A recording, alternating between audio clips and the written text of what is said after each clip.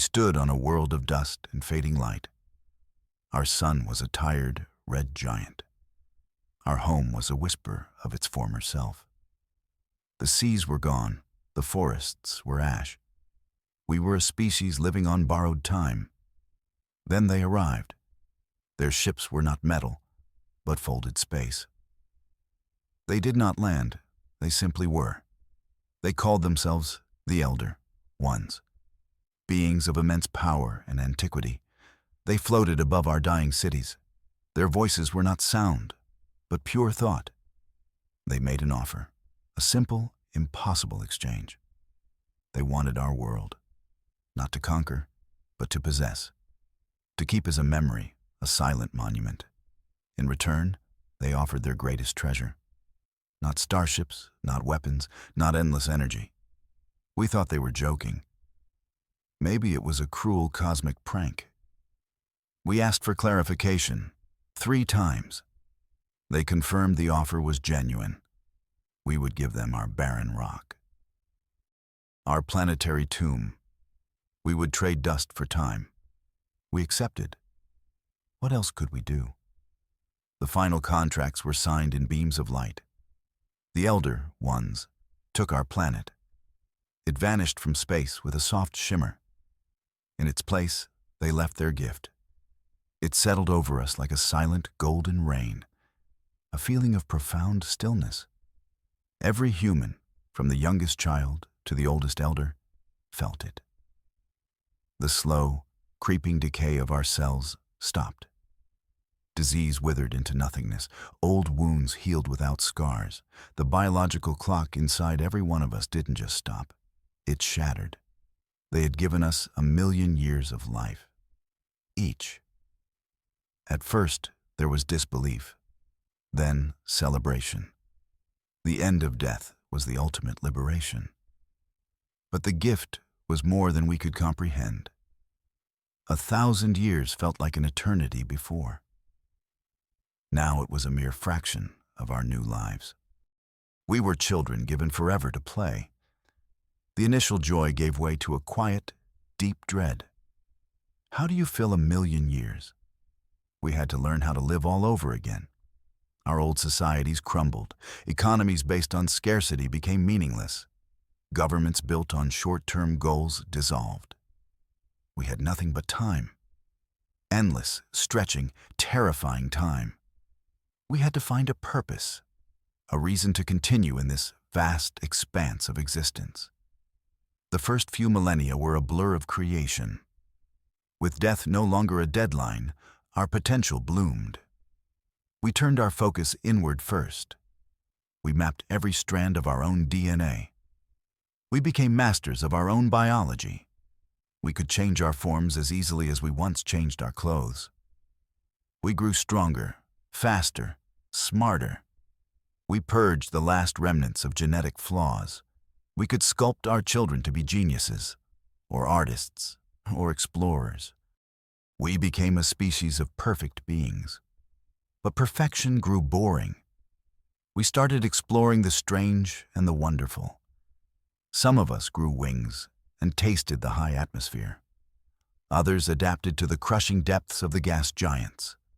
Our solar system became our first canvas. We spun habitats from asteroids. We ignited the core of Jupiter. It became a second, smaller sun. Its moons thawed and bloomed with life. We painted our corner of the galaxy with light. We built cities that danced in the rings of Saturn. Our first steps into forever were glorious. But a question began to haunt our long lives. Where were our benefactors? The Elder Ones had vanished after the exchange. They left no message, no instructions, just the silent gift of 1,000,000 years. We scanned the cosmos for any sign of them. There was nothing, only silence. A chilling thought began to take root. Were we the beneficiaries of a great kindness, or were we the subjects of a vast experiment? Had they given us time to see what we would do with it? Would they return to judge our progress? Or had they simply discarded us after taking what they wanted? The silence felt heavier with each passing century. We were alone with our immense lifespan, adrift in a silent universe. We started calling them the Silent Ones. Their absence was a mystery we couldn't solve. It was a ghost at our perpetual feast, a shadow in our eternal sun. So we turned our gaze outward. If the Elder Ones were gone, then the galaxy was ours. We built great ships, vessels that could cross the void in a heartbeat. We became a civilization of travelers. We left our home system behind. We sought new stars, new worlds, a new purpose. We decided to become what they were not. We would not be silent benefactors. We would be gardeners. We found barren planets, worlds of rock and ice, worlds with potential, but no spark. And we gave them life. We seeded them with the building blocks of biology. We warmed their atmospheres and filled their oceans. We created sprawling jungles on one world, crystal forests on another. We designed creatures to fill every niche. Some were beautiful, some were strange. All of them were a testament to our creative power. Humanity was no longer just a single species. We were a force of cosmic creation. We were planting a garden of stars. And for a time, it was enough. Then the message arrived. It was not from the Elder Ones. It was not from any known species. It came from the future, our own future. A desperate, fractured warning sent back through time. It flickered into existence in the heart of our capital, a ghost of light and sound. The message spoke of a foe, a threat beyond our comprehension. It called them the chronovores, the time eaters. It said they were not creatures of space. They were creatures of time itself. They did not conquer worlds. They consumed their history.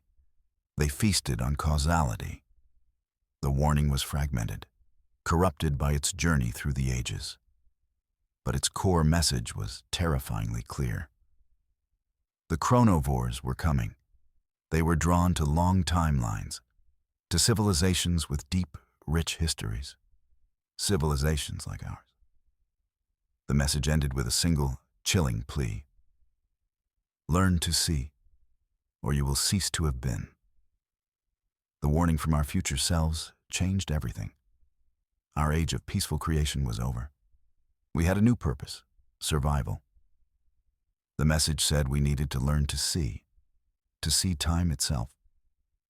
So we turned our mastery of biology to a new task, the evolution of perception. For centuries we experimented. We wove new senses into our genetic code. We built new neural pathways in our brains. It was a difficult, painful process. The first to succeed were driven mad by the experience. They saw echoes of every moment at once, the past, present, and future screaming in their minds. But we refined the process. We learned to filter the noise, to focus our new sense. And then we saw it. The universe was not just 3 dimensions of space. It was a flowing, shimmering river of time. A 4th dimension all around us. We could see the currents of causality, the eddies of probability. The universe was infinitely more complex than we had ever dreamed. Our new perception revealed wonders. We saw the birth of stars as a slow, beautiful bloom.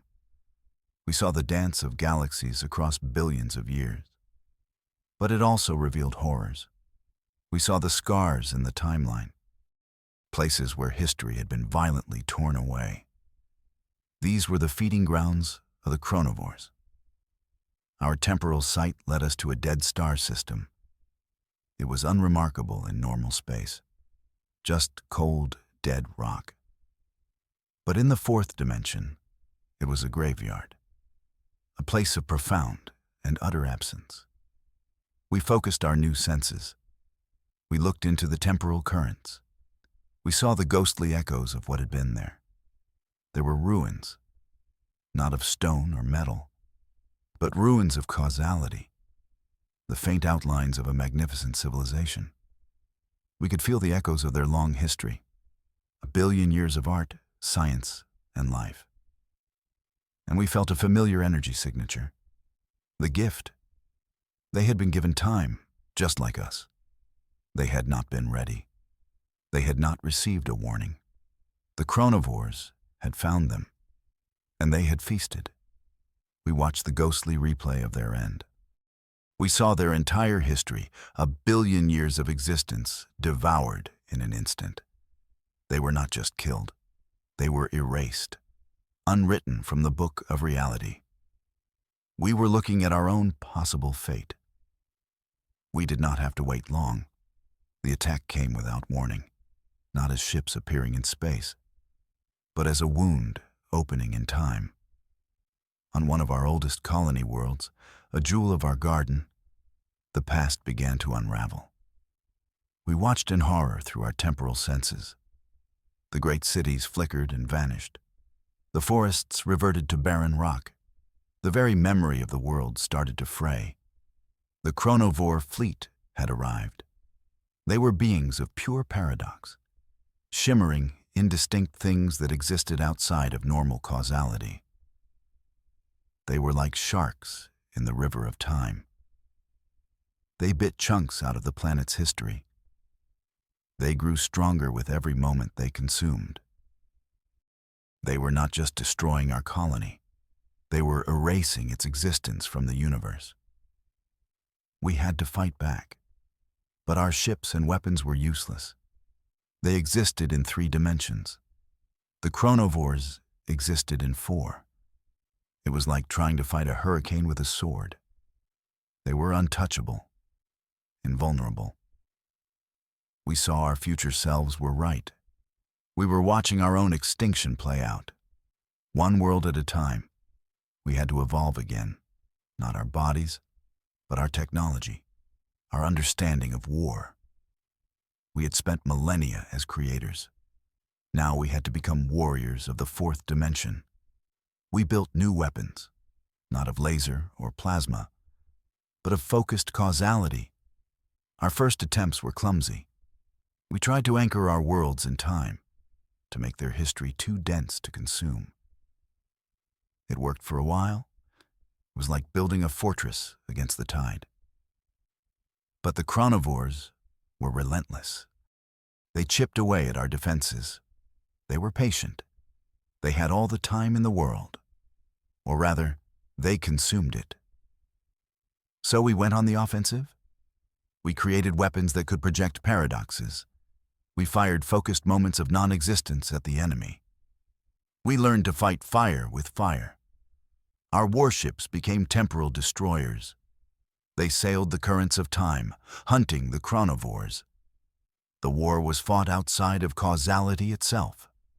A battle of what was against what never should have been. It was a war we were slowly, impossibly winning. Then, in the midst of our strange new war, they returned. The Elder Ones. Their ships of folded space appeared in our skies once more. Their silent, thought-based voices filled our minds. They had been absent for ages. Their return was a shock that rippled through our entire civilization. They did not come to help us fight. They came to watch. They observed our temporal battles with detached curiosity. We demanded answers. Why had they left us? Why had they given us a gift that led to this horror? Their reply was calm, cold, infuriating. They admitted everything. The gift was not an act of kindness. It was a trial, a crucible. The chronovores were not a random cosmic horror. They were a test, a filter. The Elder Ones had seeded the galaxy with their gift. They gave countless species the chance at a 1,000,000-year lifespan. They wanted to see which of us would survive the inevitable consequence. The Elder Ones were not gods. They were recruiters. They were soldiers in a much older, much larger war. A war beyond our galaxy, beyond our understanding. Their own numbers were dwindling. They needed allies. They needed species that could think and fight in 4 dimensions. The chronovores were their harsh, brutal recruitment tool. The Time Eaters were the great cosmic filter. They explained that most species given the gift simply collapsed. They succumbed to ennui or internal conflict. Others, like the race whose ruins we found, were devoured. Only a species with enough creativity, resilience, and ruthlessness could survive. Only they could evolve fast enough to fight back. We were one of the few. We had passed their cruel test. We had become the warriors they were looking for. They praised our ingenuity, our weapons of paradox, our ability to wage war outside of causality. They seemed genuinely impressed, as if a lab rat had finally solved a complex maze. Their praise felt like an insult. They made their final offer. They asked us to join them, to ascend, to leave our physical forms behind, to become beings of energy and thought, like them. They offered us a place in their cosmic war, a chance to fight for the fate of all existence. It was a tempting offer, a purpose beyond anything we had ever imagined. But there was a price. We would have to abandon our galaxy. We would have to leave our garden of stars behind, our history, our creations, our long journey from the dust of Earth. It would all be left behind, a stepping stone to a higher purpose. They saw it as a graduation, a final, glorious step in our evolution. We looked at what we had become. We were no longer the desperate creatures on a dying world. We were a civilization of creators, of gardeners, of survivors. We had faced extinction and stared it down. We had learned to command time itself. We had built a home for ourselves among the stars. We remembered the trade, the day we gave them our world, the day we traded dust for time. We looked at the elder ones, these ancient, weary recruiters. They offered us a place in their endless war. They offered us ascension, but their offer felt hollow. It was an escape, not a promotion. So we gave them our final answer. We refused. We told them we would not abandon our home. We would not abandon our history. We chose our own path. We chose to remain, to protect what we had built. We had traded dust for time, and we would not trade that time for someone else's war. For a moment, the elder ones were silent. They seemed surprised. Then they simply turned and left, vanishing as they had come. We were alone again, but this time it was by choice. The chronovores were still a threat, but now they were a known enemy, a pest to be managed, not a terror to be feared. We had a new purpose, one we had chosen for ourselves. We would not be cosmic warriors. We would be guardians. We became the protectors of what is, the keepers of causality in our corner of the universe. We began to seek out young species, races just beginning to look up at the stars. We watched over them from a distance. We would not interfere directly. We would not give them gifts that were actually tests. Our greatest duty became ensuring no one else had to face the same cruel filter. The galaxy was not a recruitment ground. It was a place for life to grow and flourish on its own terms. We had been given a terrible gift. We survived a horrific trial, and in doing so, we found our true calling, not as ascended beings, but as the quiet, watchful guardians of the garden we had planted.